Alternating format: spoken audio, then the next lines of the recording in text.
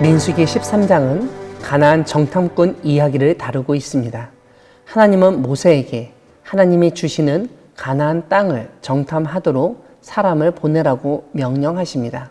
그 사람은 각 지파별로 지휘관 한 사람씩 총 12명이었습니다. 오늘 본문은 각 지파별로 파송했던 정탐꾼의 이름을 알려줍니다.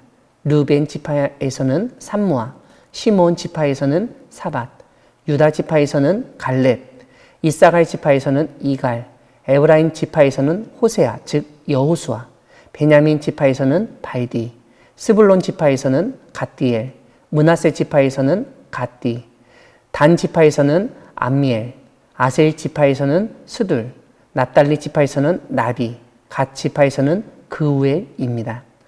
이렇게 각 지파의 지휘관 혹은 수령과 그들의 이름을 기록한 것은 그들의 책임을 분명하게 하기 위함이었던 것으로 보입니다. 이와 함께 민수기 1장에 언급됐던 지도자들과는 다른 사람들임을 보여주기 위함인 것으로도 여겨집니다. 오늘 본문에서는 모세가 그들에게 네겝 길로 가서 산지로 올라가라고 지시합니다. 그들이 정탐할 내용은 그 땅 거민이 강한지 약한지, 많은지 적은지와 그 땅이 좋은지 나쁜지와 사는 성읍이 진영인지 산성인지, 토지가 비옥한지 메마른지, 나무가 있는지 없는지였습니다. 다시 말하면 주민의 강성함, 성읍의 종류, 토지의 비옥함, 나무의 유무 등을 확인하는 것이 그들의 임무였습니다. 이와 함께 모세는 그 땅의 실과를 가져오라고 명령합니다. 이것은 그 땅의 비옥함과 먹거리를 확인할 수 있는 증거로 여겼기 때문으로 보입니다.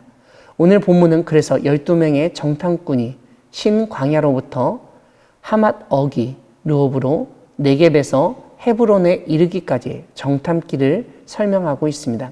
다만 헤브론을 설명하면서 애굽 소안보다 7년 먼저 세운 도시라고 언급하고 그 도시 안에는 아낙 자손 아이만과 세세와 달메가 있었다고 알려줍니다. 이는 헤브론이 점령하기 쉽지 않은 도시라는 점을 강조한 것으로 보입니다. 정탐꾼들은 에스골 골짜기에서 포도송이가 달린 가지를 베어 둘이 막대기에 꿰어 메었고 또한 석류와 무화과를 따서 가져왔습니다. 에스골 골짜기라고 부른 이유는 거기서 포도를 베었기 때문이라고 설명합니다. 이렇게 40일 동안 가나안 땅을 정탐한 후 돌아왔습니다. 바란 광야 가데스에서 모세와 아론과 이스라엘 자손의 온 회중에게 보고했습니다. 제일 먼저 그 땅의 과일을 보이면서 그 땅이 젖과 꿀이 흐르는 곳임을 강조했습니다.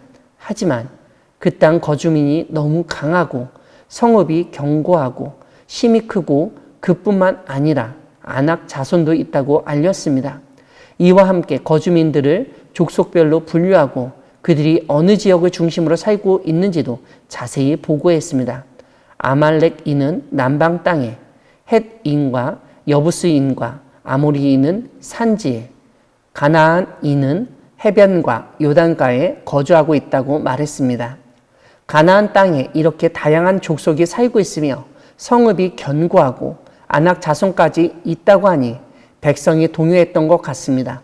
이런 가운데 갈렙이 백성을 조용하게 하고 우리가 곧 올라가서 그 땅을 취하자 능히 이기리라고 발언했습니다.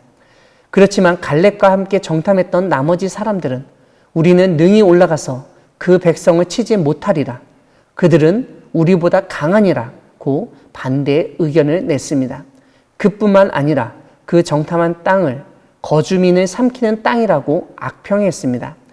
또한 그 정탐한 땅을 거주민을 삼키는 땅이라고 악평했습니다.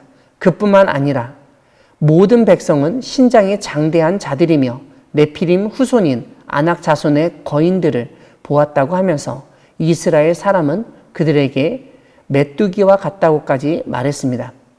사랑하는 광야교회 성도 여러분, 하나님은 이스라엘에게 주시는 가나안 땅을 미리 정탐하게 하시고 정말 젖과 꿀이 흐르는 땅임을 확인하게 하시는 분이십니다. 오늘 본문에서 하나님은 이스라엘 12지파에서 지휘관을 보내 가나안 땅을 정탐하게 하시면서 그 땅을 확인하게 하십니다. 그들이 정탐할 내용은 거주민의 강성함과 성읍의 종류, 토지의 비옥함, 나무의 유무 등이었습니다. 정탐꾼들은 40일 동안 가나안 땅을 두루 다니면서 정보를 수집하고 그 땅의 비옥함을 증명할 과일도 가져왔습니다.